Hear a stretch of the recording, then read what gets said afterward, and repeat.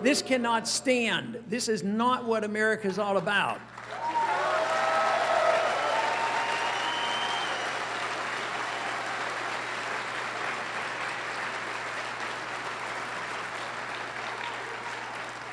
There are other areas of our law which has undermined our personal liberties. I happen to think the enforcement of the income tax is deeply flawed because it's based on the assumption that if the tax people ever charge you for anything, you're guilty until proven innocent. That's not the way it's supposed to be. They're supposed to prove our guilt instead of saying you are guilty, you prove your innocence, or you will have to suffer the consequences.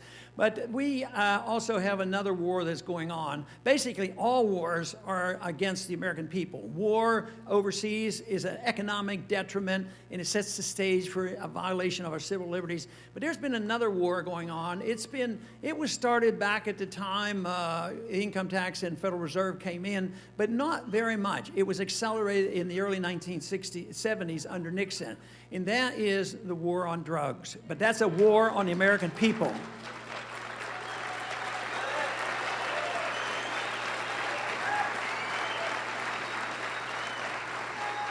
Now this attitude that the government has this responsibility to be so much involved that it means that they pass laws like as a consequence of the drug laws that American people can't grow hemp. You know, hemp is a really dangerous product. Did you know that? It's probably dangerous to some of my cotton growers down in Texas. It might be what is dangerous.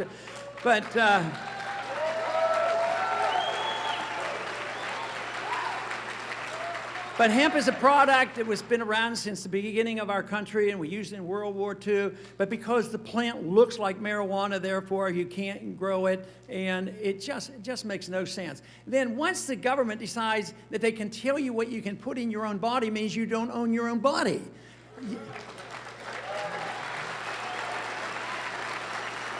So some might argue and say, well, it's necessary. There's a bunch of junk out there. Yeah, at the junk food stores maybe too.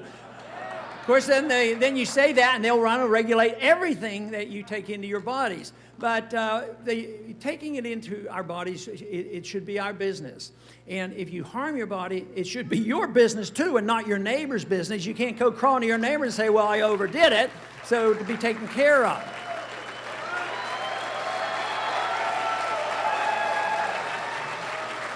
But how else does this backfire on us? Well, it will backfire on maybe nutritional products. Maybe the federal government will start regulating vitamins and nutritional products and alternative health care.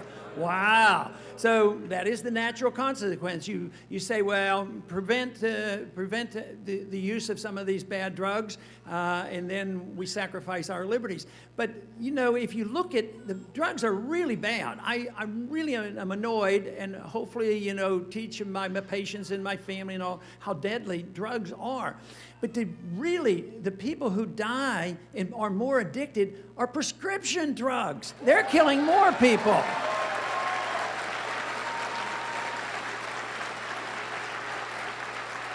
The issue isn't the danger. The issue is who's responsible for the danger. Who's responsible for teaching children about fire and automobiles and heights and all these other things. It's us that's the responsibility, but assume that, the government is going to take care of us. If the government would just have tougher, stricter laws, my son would have never gone on drugs and these kind of arguments. But, we've even gotten to the point where the government now, the federal government, is regulating drinking raw milk. If we are allowed to deal with our eternity and all that we believe in spiritually, and if we're allowed to read any book that we want under freedom of speech, why is it that we can't put into our bodies what we want? And if there are dangers out there, maybe we can take care of that. If you want to compare dangers, intellectually, just think of authoritarian fascism, communism, how many people did that kill, and how bad some of the silly things that people do in the name of religion. And then all of a sudden they concentrate, and we've given up this one element. The one problem we've had for 100 years or so, and the founders didn't have this problem. Freedom was freedom. Freedom was one unit. Freedom was personal liberty, social liberty, religious liberty, but it was also economic liberty too. and they came together.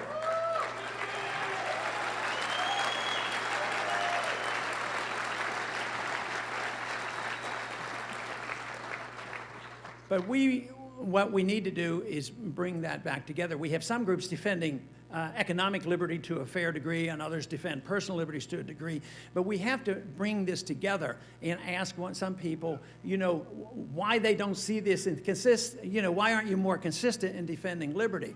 I know that one thing for sure is when people do understand freedom, freedom is very popular.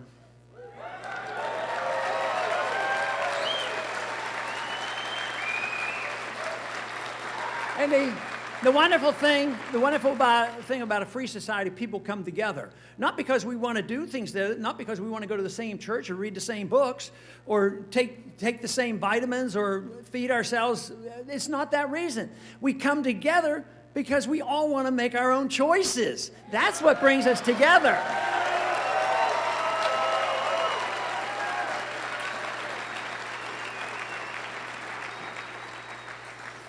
And I think that is what's happening. I am very encouraged. The college campuses are alive and well. The remnant is waking up. The message is out there. We don't have to invent anything new. Freedom has been around. We don't have to go back to the Dark Ages. If you go back to the Dark Ages, which they accuse us of doing sometimes, you want to go back to this and back to that. Freedom is relatively new. Authoritarianism, dictatorship, tyranny, that's what's old. Most of the world throughout history has lived under tyrants.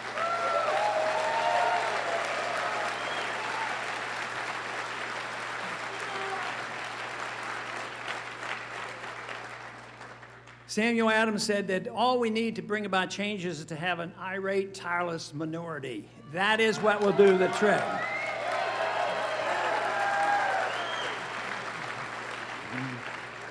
But our irate, tireless minority is getting bigger all the time. That's what's so great. But it is never required that 51% has to move a country. Rarely, it almost never happens. But people who are strong believer in issues and ideas and principles, they do lead the way. So any individual that would come to a meeting like this are interested in these viewpoints. But you're still in the minority. But you still have the influence. You have the influence throughout your life. But your first obligation is to learn and study and explain what this all means. But in another sense, then you have to dedicate yourself. If you believe in it, you don't do it because you're doing me a big favor. You do it because it's a big favor to you and your family, and you want to live in a free society. That's why you do it.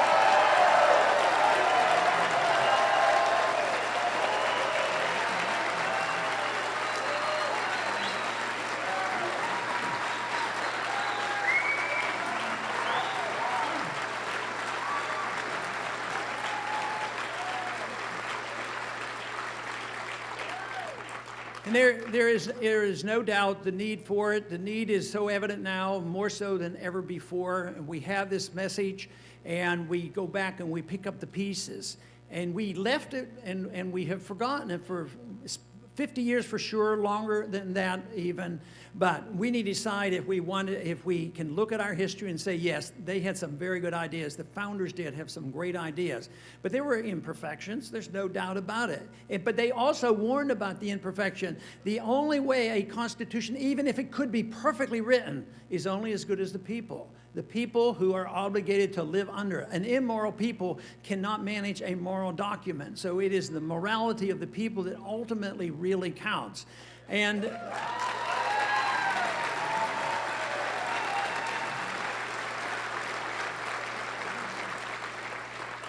but we have an election coming up. There'll be one here shortly in the state of Washington, and quite a few will be coming in March, and a difference will be made. What happens, I don't know. I don't try to say I know what's going to happen on Tuesday or Wednesday or Thursday.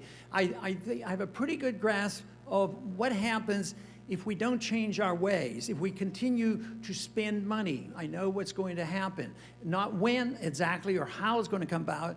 I know what will happen if we go into wars unnecessarily and fight wars that are ridiculous. And those kind of things are happening. So you can understand events in the directions of a country, but whether it's going to be tomorrow or next day. But I am convinced that the foundations of our liberties and our financial system is very, very fragile. And when you see the laws coming around to say that we can use the military to round up people, when you see the riots going on in countries that are being denied some of their benefits, it gets a little frightening. But where I get the encouragement is coming to a group like this who are excited about freedom and a return to these concepts of liberty. For that reason, I remain an optimist. I believe we can restore America to its greatness.